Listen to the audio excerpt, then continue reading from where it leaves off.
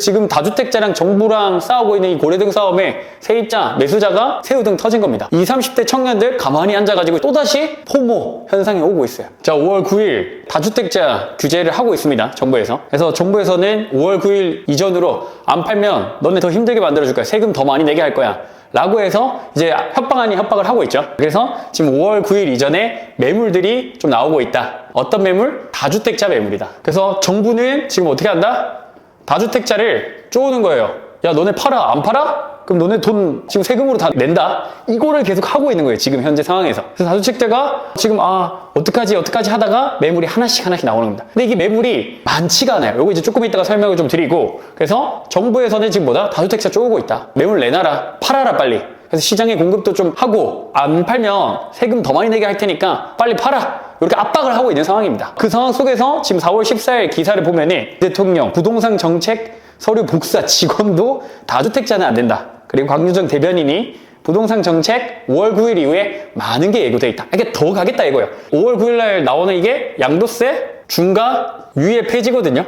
이게 무슨 말이냐면 정확하게는 양도세를 원래 주택을 여러 개 가지고 있는 사람, 다주택자한테 중과 더 내게끔 했는데 이걸 유예해줬단 말이에요. 한 3년 정도. 근데 요거 이제 폐지함으로써 여러 채 들고 있는 애들 너네들 빨리 팔아라. 아니면 양도세 더 많이 내야 된다. 지금 쪼우고 있는 거였거든요. 양도세 중과 유예 폐지 외에도 플러스로 5월 9일 이후에 더 많은 정책들이 계속 기다리고 있다고 얘기를 하는 거예요, 지금. 그러면 여기에는 뭐 보유세 인상부터 시작해가지고 최종적으로는 세금 더 올리겠다 이거거든요. 핵심 뭐다? 부동산에 있는 돈 금융시장으로 옮기자 요거거든요. 정부는 결국 지금 이걸 하고 싶은 거예요. 부동산 너무 많은 투기 수요가 있다. 그냥 살 집만 있으면 된다. 이 돈 여기로 옮기고 싶다. 그래서 내가 지금 세금도 많이 부과하고 집 팔게끔 지금 쪼우는 거다 라는 게 일단 정부의 기조예요. 근데 과연 여기서 여러분들 이렇게 한다고 했을 때 과연 부동산 집값이 잡힐까요? 저는 그렇게 생각하지 않습니다. 그럼 제 생각을 지금부터 하나씩 이 논리에 대해서 반박을 하면서 얘기를 좀 드려볼게요. 그럼 일단 첫 번째 공급의 관점에서 한번 가보겠습니다. 일단 공급 잡고 넘어가야 됩니다. 가격을 잡으려면 수요와 공급이 정리가 돼야 되니까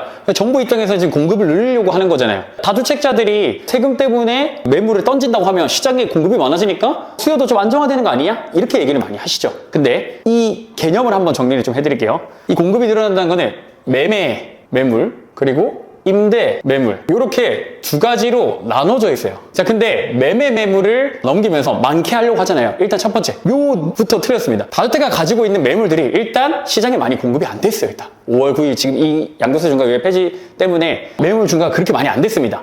이게 조건이 있었거든요. 세입자가 있어야 되고 어떤 이런 플러스 조건이 있었어야 돼요. 오히려 집값을 자극했어요. 이게 무슨 말이냐면 아까 매물이 많이 풀리지 않고 오히려 5월달 이후로 매물이 다 잠기네? 그러면 어떻게 돼요? 심리가 5월 이후에는 그럼 집 더 안 팔면 나는 못 사는 거 아니야? 더 가격 올라가는 거 아니야? 하면서 15억 이하 집값을 완전히 올려놨다는 겁니다. 그래서 최근에 여러분들 기사 지금 보시면 아시겠지만 강남이나 이런 데는 집값이 오히려 호가나 떨어졌는데 그 중간 중하위권 가격들 있죠. 8억에서 15억 사이 여기 금액대에 있는 애들이 가격이 팍팍팍팍 올랐습니다. 오히려 이게 심리를 자극을 한 거예요. 그래서 일단 첫 번째는 일단 공급 자체가 풀리지 않았다. 플러스 매매 가격이 자꾸 오르니까 뭐 예를 들어 20대, 30대, 40대 중에 8억짜리, 10억짜리, 15억짜리 집을 한 번에 살 수 있는 사람이 그렇게 많이 있습니까? 애초에 많이 없어요. 애초에 많이 없다 보니까 어떻게 한다? 매매 시장 말고 임대 시장으로 눈을 돌리는 거예요. 일단 지금 임대 시장, 특히 전세, 그리고 월세 시장이 있죠.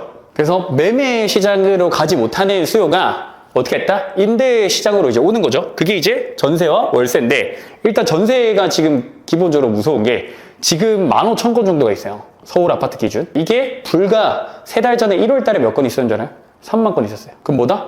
2분의 1 토막 난 거예요. 전세 매물이 씨가 말랐다. 그리고 지금 기사 보시면은 서울 전세값이 매매 상승률을 앞질렀다고 합니다. 전세가율 11개월 만에 반등. 결론은 뭐다? 매매 시장에 못 가는 수요가 어떻게 된다? 전월세로 가는데 그 전월세마저도 지금 부족해진 상황이 왔다라는 겁니다. 심지어 1월달 3개월 만에 반토막이 난 거예요. 물건이. 100개 있던 게 50개 된 거고 50개 있던 게 25개 된 거예요. 그럼 경쟁이 더 치열해지겠죠. 경쟁이 치열해지면 어떻게 된다? 전세가가 올라갈 수밖에 없다라는 겁니다. 또 하나 예를 들자면 전세 수급 지수라는 게 있습니다. 이게 현재 전세 수급의 현황을 확인할 수 있는 지표입니다. 0에서 200 이렇게 이제 표시를 하는데 100이 넘는다 숫자가 그러면은 전세가 부족한 거예요. 근데 100보다 줄어들면 전세가 초과 많이 있다. 근데 이 숫자가 지금 몇인 줄 알아요? 거의 한 170대. 서울뿐만 아니라 이거는 지방도 마찬가지입니다. 지금 거의 전국적으로 비슷한 현상들을 겪고 있다. 전세가 부족한 현상들을 겪고 있다라는 얘기입니다. 자, 그러면 이렇게 전세가 또 부족해져서 가격이 오르면 어디로 또 밀려나냐? 월세로 갑니다. 월세가 지금 벌써 가격이 예를 들어서 강북 쪽으로 가보면 작년 대비 거의 한 15% 20% 가까이 올랐어요. 월세가 200만 원 하던 게 거의 250, 200 후반까지 오른 데들도 있습니다. 보증금도 같이 따라서 올랐고 그런 데들이 9평, 34평, 24평 기준으로 되게 많아졌습니다.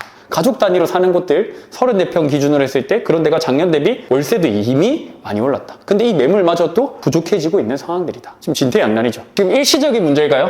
아니다. 제가 생각했을 때 절대 그렇지 않다. 왜? 지금 일단 서울 아파트 입주 물량 부족한 건 누구나 다 알고 있죠. 경기도도 마찬가지고 지금 서울 아파트 물량 입주 당장 공사 시작하더라도 입주하는 게 언제도? 보통 30개월 한 3년 정도 뒤란 말이에요. 근데 이미 공급할 수 있는 물량 자체가 없습니다. 아파트 매매나 전월세 공급할 수 있는 물량이 없어요. 앞으로 향후 2, 3년간은 부족한 상황에서 계속 시달리게 된단 말이에요. 자, 그러면 이게 또 어디로 간다? 다시 또 매매 수요로 가는 거예요. 계속 왔다 갔다 하는 거예요. 그 악순환이 2, 3년 동안에는 반복될 가능성이 되게 높다라는 겁니다. 그게 제가 지금 바라보는 첫 번째 부동산 시장 상황이에요. 두 번째는 이런 근거 말고도 심리를 무시할 수 없어요. 이 공급과 수요 외에도 심리가 더 중요하다는 거예요. 아파트가 더 이상 내가 살 수 없을 것 같아? 하는 순간 어떻게 된다? 영끌, 매수세가 확 올라간단 말이에요. 여기서 하나 파고 들어가야 될 게 첫 번째가 세금 부담. 예를 들어서 지금 세금을 정부에서는 되게 많이 거두려고 보유세도 지금 올리려고 하고 있고 또는 집값이 많이 오른 사람의 수익을 어떻게 한다? 정부가 세금으로 가져가려고 하는 상황이란 말이에요. 이거 그냥 여러분들 인간으로서 여러분들의 상황이라 했을 때 여러분들이 집값으로 10억 벌었는데 정부에서 5억을 달라고 한대요. 그럼 그 5억 그대로 다 뜯기고 있을까요? 아니란 말이에요. 사람은 손해보기 싫어하는 동물이에요. 극도로 싫어합니다. 그리고 특히 내가 힘들게 투자해서 번 돈, 내가 미리 옛날부터 넣어서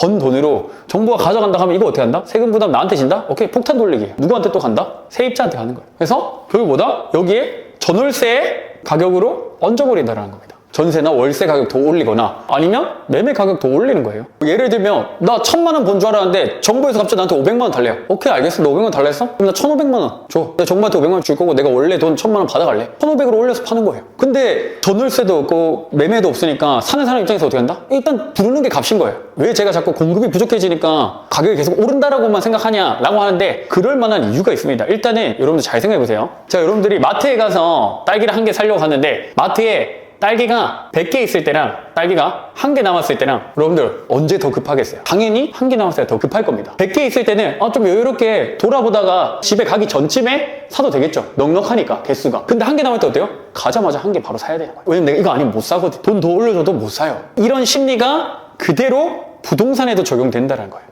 자, 임대매물로 그럼 한번 예를 들어볼게요. 10개가 임대매물로 나와 있어요. 근데 이거를 지금 알아보고 있는 사람이 20명 정도 된다고 쳤어요. 경쟁률 몇이죠? 2대1. 근데 상황 더 바꿔가지고 임대매물 딱 하나 남았어요. 근데 찾는 사람 2명이에요. 똑같이 비율로 따지면 경쟁률이 2대1이죠. 근데 어디가 더 급할까요? 이 20명이 급할까요? 2명이 급할까요? 2명이 훨씬 급합니다. 그날 본 당일날 결정해야 될 가능성이 높다는 거예요. 이거는 어떻게 돼요? 나머지 보고 9개가 남았잖아요. 돌아봐도 돼요. 아직 매물이 계속 남았으니까. 9개, 8개, 7개 남았으니까 괜찮다는. 근데 여기는 급하다고요. 가격이 그대로 수직으로 올라갑니다. 얘가 달라는 돈 그대로 둘 중에 한 명은 계속 맞춰줄 수가 있기 때문에. 왜?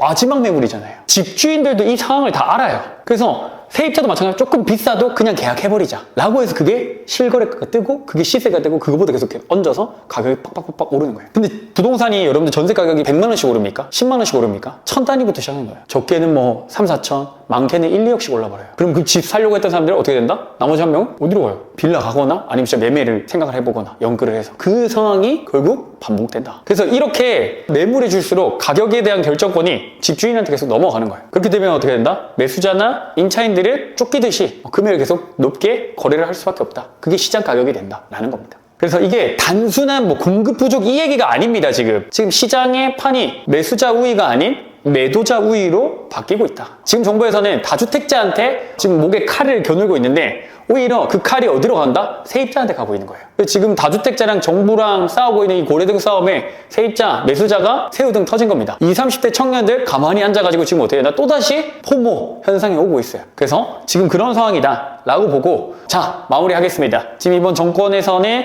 5월 9일 양도세 중과유예 폐지부터 시작해가지고 보유세 인상, 그래서 다주택자를 좀 잡겠다, 시장에 매물 많이 내놓겠다, 시장 안정화를 깨하고 있지만 실질적으로는 어떻게 되고 있다? 오히려 그 반대로 부동산 시장 시장이 더 불안정해가고 전세나 매물은 씨가 마르고 있고 그게 가격 상승을 부추기고 있는 게 아닌가라고 생각이 듭니다. 그래서 우리 구독자분들이 이 정책이 누구를 위한 정책인지 한번 곰곰이 생각해 보셔야 될 것 같습니다. 다음에 더 좋은 영상으로 찾아뵙겠습니다. 감사합니다.